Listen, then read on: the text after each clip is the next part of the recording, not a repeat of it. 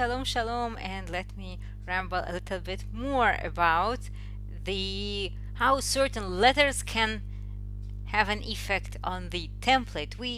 I mentioned that Aleph and I, the guttural letters, can override, yeah, let's call it like that, override the template. Instead of Li becomes La A or just La. Another letter that can mess up with the template is letter Aleph. Aleph. Where's my? Oh, yeah. Aleph.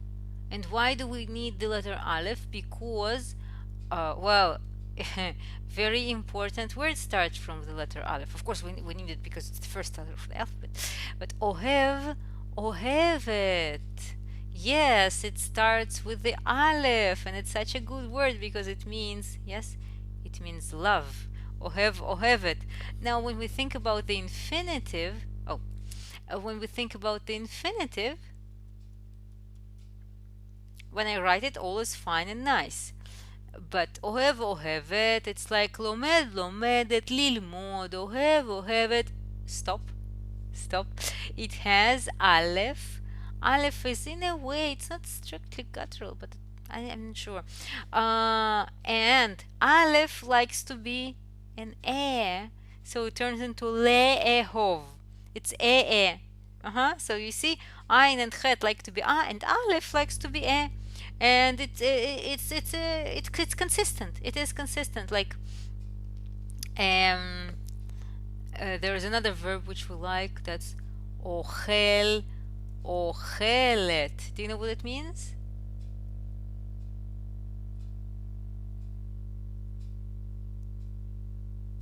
This is pasta. Okay. I'm drawing the ochel. He's eating pasta or whatever. Ochel, ochelet, eating, to eat.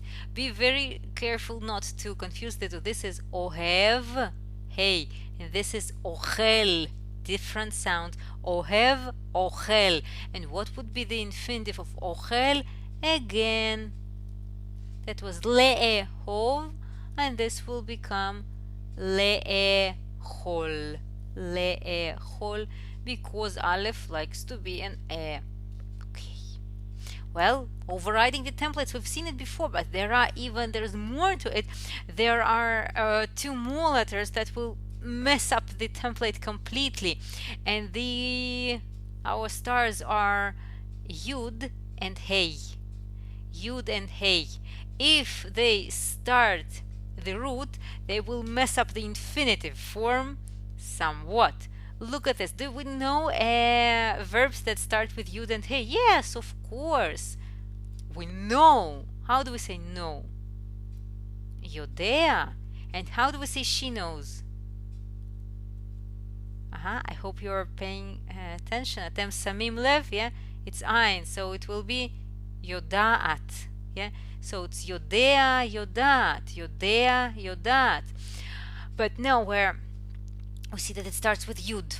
It starts with Yud, and Yud and Hey, they mess up with our structure we've just been used to, but again in a consistent fashion. Yud and Hey, I used to tell you they are weak letters, right? So it's like easy come, easy go letters. When we need something, just come over, please help us, be part of the structure. They're glad they hurry to help us. But if they are in the root, and here they are in the root, you know what happens in the infinitive? Oh, they run away. Like this. Where is the Yud? No Yud. Ta-dam! Disappeared. But then we don't have enough. You remember that infinitives, they like to have the 3 letters, yes? It's just not acceptable for them to have 2 root letters. So, well, we need to invent something, and the language invents adding a taf. But again, the reading will be, as you can guess, because it's ein, lada'at. Lada'at. And that's to know. אני רוצה לדעת. I want to know. אני רוצה לדעת עברית. I want to know Hebrew. אני רוצה לדעת. To know. And the ending here is tough. Yes, that's what comes and helps when the first letter is gone. But I told you there are two, right? Two nasty children, and again, very, very common verbs start with them.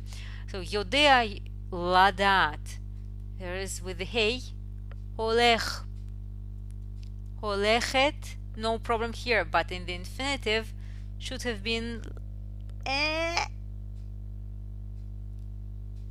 you see, yud disappears, and hey, same thing happens to hey, same thing, it just tang, goes, disappears. So what do we need? We need something to end this sentence. We need some substitution. We need some addition to make it full. So we have lalechet, ladat, and lalechet. Do you want to ask why is it la?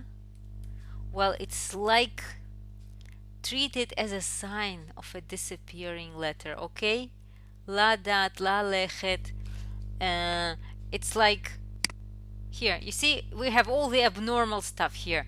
La'avod and lachshov becomes a because of ayin and chet. Le'ehov becomes a because of the aleph. Ladat becomes a because the letter disappeared here, and it's like, remember, there was something here. Psh, now it's gone. Yes, these are all the little monsters of our kingdom, but no, they are not. And please, it's already 6 minutes, but I have to tell you this. At this point, please accept the fact that I've explained it. You've seen it in the text. I've explained it, and now feel free to forget. It's fine. Next, you have to encounter them in context again and again and again. And then, if you want an explanation, remember that here it is. If you want to refresh it and listen to it again, I'm here. This video goes nowhere. Yes, but it's not something that you can literally listen to the explanation and then you will know it. It's not like your head is in the box and I can open the box, put the information in, close the box, and you know it. It doesn't work like that. Okay, so far my word of word of encouragement here, and let's just keep being exposed to the language, to Hebrew in our case. See you in the next video.